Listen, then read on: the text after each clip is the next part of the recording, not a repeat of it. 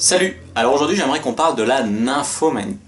Alors dans cette vidéo je vais vous définir ce qu'est vraiment une nymphomane. On parlera aussi des filles frigides. Ensuite je vous expliquerai comment avoir une relation de couple possible, saine avec une nymphomane, les problèmes que ça peut poser, les solutions qu'on peut y trouver.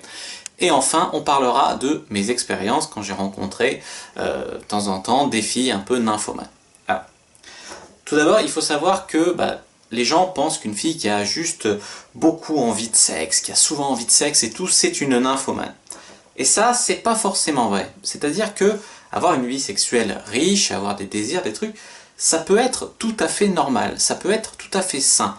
Il n'y a pas vraiment de normes, de normalité en fait en sexualité. Ce n'est pas ça qui définit vraiment une nymphomane. Par contre, une nymphomane, ça va être plus proche de ce qu'on appelle l'hypersexualité, c'est-à-dire une recherche continue, une recherche compulsive et persistante de sexe ou de plaisir, en tout cas de sexe. C'est-à-dire que la fille, elle vient de baiser, elle veut tout de suite rebaiser tout le temps, elle pense qu'à ça, etc. Alors, c'est vraiment un trouble, c'est-à-dire que la fille qui est nymphomane, c'est pas un sujet rigolo, tu vois, c'est pas ouais les nymphos, super, machin. C'est les nymphos, la fille elle souffre, vraiment. C'est une maladie quoi. Et c'est un trouble qui peut être dû, souvent c'est un trouble d'ordre psychologique, qui va être dû à l'anxiété, à une dépression. Ça peut être plus profond, ça peut être une peur de l'abandon, ça peut être la bipolarité, une phase maniaque ou maniaco-dépressif. Ça peut être dû aussi à simplement à de l'ennui, une fille qui s'ennuie, une fille qui a besoin de combler un vide, ou une fille vraiment très très narcissique et qui trouve dans la sexualité une forme de reconnaissance des hommes et donc qui va vraiment kiffer ça. Alors quels sont les symptômes de la nymphomanie? Donc on en a parlé, il y a cette recherche persistante, constante, compulsive de sexe, mais il n'y a pas que ça. Sinon ça serait... il y aurait beaucoup de nymphomanes alors que c'est juste naturel d'aimer le sexe. Non, il n'y a pas que ça, il y a aussi la désinhibition verbale, c'est-à-dire que la nymphomane, elle peut te parler de cul comme ça avec un total inconnu. Bon, tu me diras, des fois moi aussi je le fais, mais disons que là ça peut vraiment être hors contexte, des fois très très gênant, mal fait très rentre dedans, etc. Disons que la fille nymphomane, elle va avoir des comportements sexuels exagérés que tu ne vois pas chez d'autres filles. Genre, par exemple, la meuf, elle peut très bien te regarder en boîte et te faire « ah, je te suce » et tout, tu vois. Voilà. Ensuite, il peut y avoir, voilà, ça peut s'exprimer de façon à ce que la fille, ouais, la nymphomane, elle va être très exhibe, elle va être voyeur, elle va vouloir vraiment, enfin, ses pensées vont être vraiment, en fait, orientées, vont penser qu'au sexe. Alors, le problème, c'est de la nymphomanie, c'est que, voilà, comme j'ai dit, il y a des mecs qui peuvent trouver ça rigolo, une fille nymphomane, ouais super, elle va être facile à baiser, elle va être tout le temps chaude, etc. Mais le problème, c'est que, voilà, les nymphomanes, c'est des êtres humains et tout, et du coup, elles peuvent avoir des relations de couple, etc. Et ça peut être très très compliqué pour les hommes qui vivent avec des nymphomanes. Donc ça peut être compliqué pour les nymphomanes et pour les mecs qui ont une relation avec une nymphomane. Pourquoi? Parce qu'ils peuvent douter, c'est-à-dire douter par exemple du fait qu'ils suffisent à leur copine, qu'ils arrivent à la combler, ça peut mener à une perte de confiance en soi, notamment sur le plan sexuel, puis ça peut mener aussi à de la fatigue. Parce que ouais, la plupart des mecs, comme ils sont dans la misère sexuelle, ils sont privés de sexe, tu leur dis une fille qui veut tout le temps baiser, qui baise facile, ils sont hyper excités. Sauf que dans la vérité, dans la vraie vie, si tu baises trop, tout le temps, tu vas juste être fatigué, tu vas être crevé quoi. Alors, maintenant, on va parler de comment vivre avec une nymphomane. Alors, pour vivre sainement avec une nymphomane, tout simplement, il faut poser des limites. C'est-à-dire que ça peut être génial d'avoir une fille qui aime le sexe comme ça dans sa vie. Mais le problème, c'est si tu te fais complètement bouffer par sa sexualité à elle, c'est juste... Après, c'est impossible, c'est intenable. Et la deuxième chose, ça va être de bien communiquer. Communiquer sur ce que vous aimez vous aussi, parce que si tu rentres toujours dans la recherche compulsive de satisfaire ta copine, et que tu penses plus du tout à ton plaisir et tout, déjà ça peut être vain de vouloir satisfaire une nymphomane parce qu'elle va tout le temps en redemander. Et puis voilà, communiquer, ça te permet à toi aussi de savoir ce qu'elle aime, d'être rassuré sur tes performances et aussi de te parler un peu de toi, de ce que tu attends sexuellement dans cette relation, quoi. Alors, maintenant, voyons voir comment satisfaire une nymphomane. Alors, Il faut savoir que il peut, comme j'ai dit, ça peut être très très fatigant pour l'homme, surtout si tous les rapports sont suivis d'éjaculation et tout, c'est tout le temps, souvent et tout, ça peut être très fatigant. Du coup, on peut se faire suppléer, par exemple, par des sextoys. Alors, les sextoys, il ne faut pas les voir comme un concurrent à la sexualité de l'homme, mais comme un complément, tu vois, ils sont là, ils vont te soulager, ils vont l'occuper un peu, on va dire. Donc voilà, les sextoys, les jouets sexuels, les jouets érotiques, ça peut servir en fait à combler une nymphomane tout en reprenant un peu votre souffle.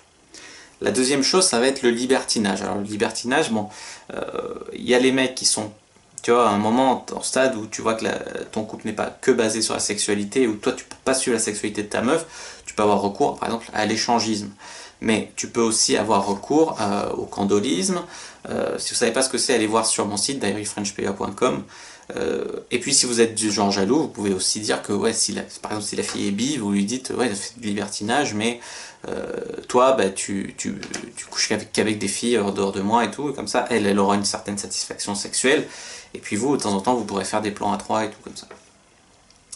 Alors, il faut faire très très attention quand même avec ce genre de pratique et avec les nymphomanes en général, tout comme les prostituées, je pense qu'elles ont plus de risques d'avoir des IST et des MST. Et même si elles mettent tout le temps la capote, il y a quand même des maladies qui peuvent en fait passer. Donc n'hésitez pas à aller voir ma vidéo sur les MST et les IST pour en savoir plus là-dessus. Alors une autre solution, ça peut être d'avoir recours à la masturbation, c'est-à-dire vous lui dites de se toucher devant vous par exemple. Comme j'ai dit, il y a beaucoup de nymphomanes qui sont exhibes. Donc le fait qu'il y ait une autre personne qui les regarde, ça peut servir un peu à les stimuler et à leur apporter un peu de satisfaction. Il ne faut pas croire que toujours le sexe, ça va être que de la pénétration et tout. Vous pouvez, pour vous reposer la bite, faire du sexe oral, vous contenter de sexe oral. Là, il y a les filles, vous pouvez leur donner très des orgasmes, vous rajoutez des doigts et tout, et puis ça peut servir aussi à les calmer. Et puis bien sûr, pour venir avec une nymphomane, comme j'ai dit, vu que c'est une maladie, un trouble, le mieux c'est encore qu'elle s'en sorte, de la guérir. Donc là, n'hésitez pas à avoir un professionnel et à la convaincre de faire une thérapie, de suivre une thérapie. Alors, brièvement, maintenant, je vais vous raconter mes expériences que j'ai eues avec des nymphomanes. Donc, des nymphomanes, j'en ai là 2 ou 3 en tête. Disons que, voilà, après, les filles, elles écrivent pas sur leur tête « je suis nymphomane ». Mais là, c'était surtout des expériences que j'ai fait en drague en ligne, c'est-à-dire sur Adobe, sur Tinder, etc. Et bien sûr, les filles m'ont pas annoncé qu'elles étaient nymphomanes, tu vois, mais c'est des trucs que tu vois avec elles. Enfin, quand tu l'auras, tu ressens, tout de suite elles seront disponibles pour du cul, tout très direct, baisse tout le temps. Enfin, tu le ressens et tout. Je me rappelle même d'une qui voulait absolument me baiser sans capote et tout. J'ai dit oh putain et tout, tu vois. Et du coup, c'est des comportements un peu, tu vois, elles avaient des comportements sexuels vraiment exagérés comme ça, très très libérés vis-à-vis du cul, mais tu sentais quand même que c'était pas tout à fait sain comme comportement. Et puis après, bien sûr, tu sais, tu discutes avec elle et tout, puis elle te raconte des trucs, genre, ouais, moi quand je sors en boîte, des fois je ramène 3 gars chez moi et tout. Des trucs qui, bizarrement, te donnent pas envie en fait de continuer une relation avec ces filles. Enfin moi, personnellement, je comprends qu'il y ait des mecs qui puissent s'y attacher. Je comprends même que ça fasse fantasmer des mecs, mais moi personnellement, je ne me suis jamais fait embringuer en fait dans une relation avec une nymphomane. J'en ai déjà eu comme ça dans ma vie brièvement, on s'est satisfait mutuellement, j'ai fait de mon mieux pour les satisfaire, mais voilà, c'est pas vraiment aller plus loin, quoi.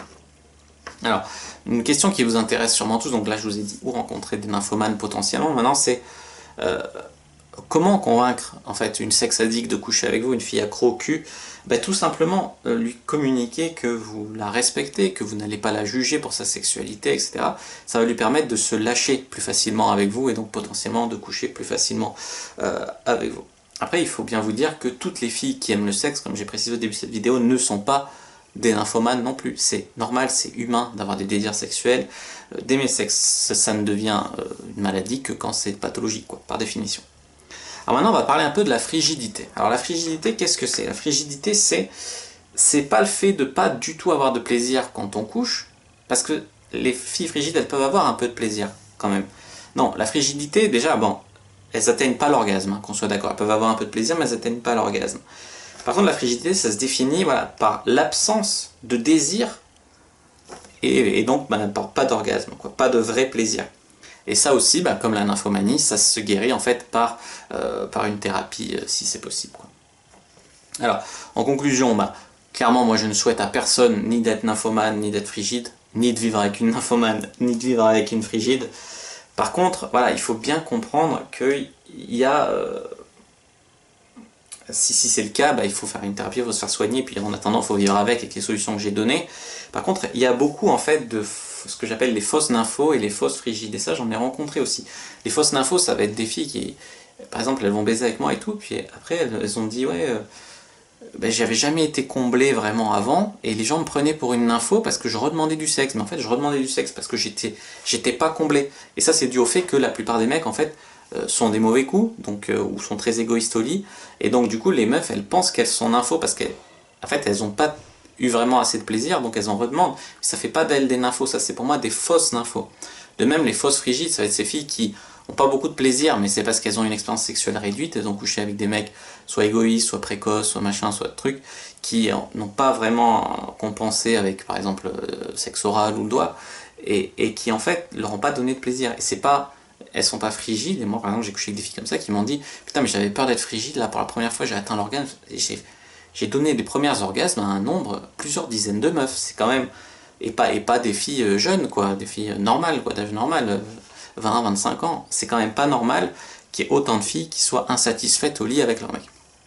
Donc, moi je vous propose d'aller voir l'article qui correspond à cette vidéo. Dedans j'ai mis un screenshot que j'ai retrouvé d'un SMS que m'avait envoyé une fille qui disait ouais putain avant on me prenait pour une sale nympho, mais là pour la première fois de ma vie je suis satisfaite. En fait elle était hyper contente de découvrir qu'elle n'était pas nymphomane en fait. Il suffisait juste qu'elle tombe sur des gars qui la satisfassent. Et de même pour les frigides, bah, il y a des frigides qui en fait sont hyper soulagées de voir qu'elles peuvent avoir l'orgasme et qu'en fait elles sont pas frigides. Donc gardez espoir, vous êtes, si vous regardez cette vidéo et vous vous sentez concerné, vous êtes peut-être pas frigide ou pas d'info. Et par contre si vous êtes un mec, bah, comment vous pouvez en fait faire ça? Moi je pense que le mieux c'est de lire ma formation Le Guide du Bon Coup, du moins je vous transmettrai le maximum de ce que je sais pour donner des orgasmes à des filles, pour leur donner du plaisir, etc. Et peut-être que vous découvrirez que votre copine, elle n'est absolument pas nympho ou frigide. Je vous conseille aussi de lire La Vérité qui dérange sur la relation homme-femme pour un peu plus accepter que, voilà, que les filles sont des êtres sexuels, que c'est la pression sociale qui les empêche d'en parler, et toutes ces choses en fait qui font que si vous commencez à juger les filles, à pas les respecter pour leur sexualité, elles risquent pas de se lâcher avec vous, vous risquez pas de voir cette face sexuelle cachée un petit peu aux yeux du grand public des femmes. La réalité sexuelle des femmes, elle... Merde, ça a coupé. Bon, en gros, je vous disais que voilà, il y a beaucoup de mecs qui sont pas assez vraiment ouverts d'esprit, qui communiquent pas assez bien là-dessus pour pouvoir entrevoir en fait la face sexuelle cachée des femmes, et donc ça leur passera toujours au-dessus, et donc en fait ces mecs, bah, en fait ils auront jamais conscience de ce qui est la vraie nature sexuelle des femmes. Donc c'est très dommage, donc je vous invite à lire La Vérité qui dérange sur les relations hommes-femmes pour un peu mieux comprendre tout ça. Voilà, si cette vidéo sur la nymphomanie et la frigidité vous a plu, n'hésitez pas à mettre un pouce bleu sous la vidéo pour aider à son référencement et puis pour m'encourager. N'hésitez pas à commenter pour me dire ce que vous en pensez. N'hésitez pas à partager cette vidéo. N'hésitez pas à vous abonner à la chaîne parce que je fais des vidéos très régulièrement sur la séduction, le sexe, etc. Et puis n'hésitez pas bien sûr à me suivre sur les réseaux sociaux. Je suis actif sur Facebook, Instagram, Twitter, Snapchat, etc. Les liens sont dans la description de la vidéo et dans l'écran de fin. Je vous dis à bientôt et que le dieu de la séduction soit avec vous.